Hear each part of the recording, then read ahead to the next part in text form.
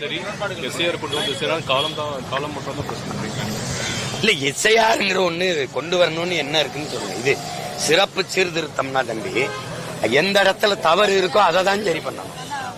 கொஞ்சம் இருங்க, எந்த இடத்துல தவறு இருக்கோ அதை தான் நீங்க சரி பண்ணணும். அப்ப நீங்க சொல்றது போலி வாக்காளர்கள், அந்த போலி வாக்காளர் யாருன்னு கண்டு அவங்களதான் நீக்கணும். மொத்த பேரும் மறுபடி வாக்குரிமையை நீங்க சரி பாருங்க.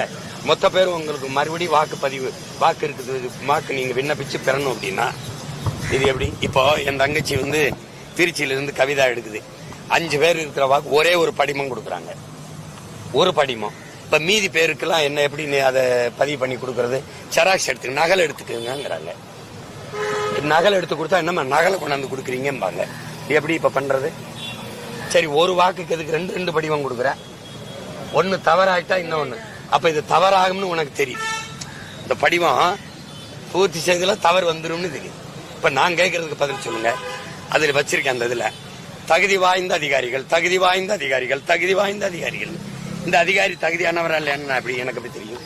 நீ ஏன் தகுதி இல்லாத அதிகாரியை போட்டாப்ப? தகுதி இல்லாத அதிகாரிகளா வேற நீ பணிக்கு நியமிச்சிருக்கியாங்கிற கேள்வி எனக்கு வருது. அதுக்கு பதில் வச்சிருக்கீங்களா? எப்படி இருக்கு? எஸ்ஐஆர்